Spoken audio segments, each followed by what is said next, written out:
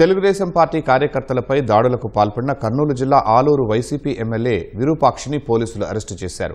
అనుచరులను వెంటేసుకుని మరీ శనివారం రాత్రి టీడీపీ కార్యకర్తలతో పాటు ఓ మహిళపైన దారుణంగా దాడి చేయడం రాష్ట్ర వ్యాప్తంగా చర్చనీయాంశమైంది.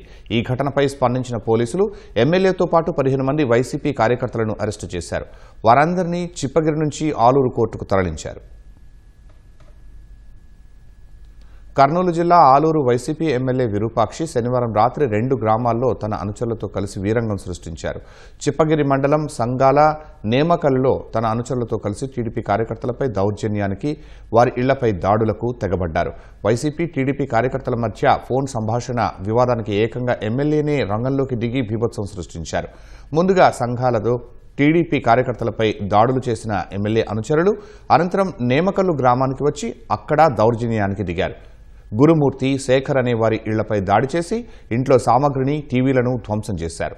సుచిత్ర అనే మహిళపైన దాడి చేశారు. ఆమె భర్తను గాయపరిచారు. అంతటితో ఆగని వైసీపీ అల్లరి మూకలు చిప్పగిరి మండలం టీడీపీ కన్వీనర్ పురుషోత్తం బొలోరో వాహనాన్ని ధ్వంసం చేశారు. వైసీపీ దాడిలో 4 టీడీపీ కార్యకర్తలు తీవ్రంగా గాయపడ్డారు. 4 కార్యకర్తలను ఆలూరు ప్రభుత్వ ఆసుపత్రికి తరలించి చికిత్స అందిస్తున్నారు.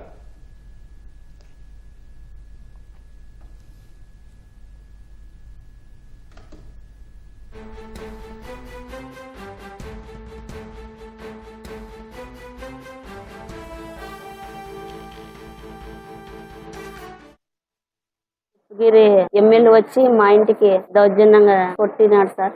మీ ఆయన ఎక్కడున్నాడో చెప్పు, వాడిని చంపేసి వెళ్తాను, చంపేసే పోతాను, చంపేకే వచ్చినాను వాడిని అని అన్నాడు సార్. మా ఆయన తెలిసి వచ్చిన దానికి మా ఆయన గాని గొడ్డలు కడవంతా తీసుకొని చేయికి నరికినారు సార్. చేయి పడింది. ఏం చేసినా ఆయన విరూపాక్షి వచ్చి లోపలికి వచ్చి దౌర్జన్యంగా వంట చేసేదాన్ని వచ్చి లాగి తన్నాడు సార్. తన్నా కానీ కాలు మొక్తా సార్, ఏమేమి చెప్పన్నా కూడా నాకు చెప్పు, నువ్వు చెప్పే అవసరమే, ఫస్ట్ చంపేకే వచ్చాను, నన్ను చంపేపోతున్నాను, కాలు మొక్కేదాన్ని కడుపు తన్నాడు సార్. నన్ను స్పర్శ లేదు సార్, కళ్ళు తిరిగి పడిపోయాను. శనివారం రాత్రి వైసీపీ ఎమ్మెల్యే అనుచరులు దాడులకు పాల్పడిన ఘటనపై టీడీపీ కార్యకర్త శేఖర్ పోలీసులకు ఫిర్యాదు చేశారు. వెంటనే అప్రమత్తమైన పోలీసులు ఎస్సీ/ఎస్టీ కేసు నమోదు చేశారు. తెల్లవారుజామున చిప్పగిరిలో ఉన్న ఎమ్మెల్యే ఇంటికి వెళ్లి అతన్ని అదుపులోకి తీసుకున్నారు. ఎమ్మెల్యే కుమారుడు చంద్రశేఖర్ సహా 15 మంది వైసీపీ కార్యకర్తలను అదుపులోకి తీసుకున్నారు. ఉదయం చిప్పగిరి పోలీస్ స్టేషన్లో వారందరినీ విచారించారు. విషయం తెలుసుకున్న వైసీపీ శ్రేణులు పెద్ద సంఖ్యలో స్టేషన్కు వచ్చి పోలీసులకు వ్యతిరేకంగా నినాదాలు చేశారు. పరిస్థితిని గమనించిన అధికారులు భారీ బలగాలను స్టేషన్ వద్ద మోహరించారు. 5 గంటల సమయంలో ఎమ్మెల్యే విరూపాక్షితో పాటు 15 మంది వైసీపీ కార్యకర్తలను అరెస్టు చేసినట్లు ప్రకటించారు. పోలీస్ బందోబస్తు మధ్య చిప్పగిరి నుంచి ఆలూరు పోలీస్ స్టేషన్కు తరలించారు. ఆ తర్వాత కోర్టులో హాజరుపరిచారు.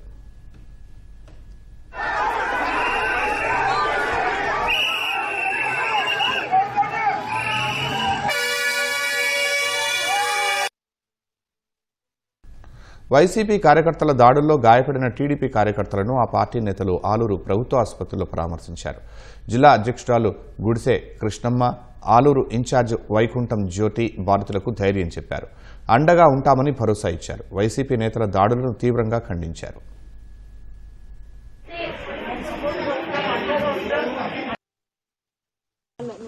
ఇంటికి వచ్చి అది ఇది అని మాట్లాడుతున్నాను.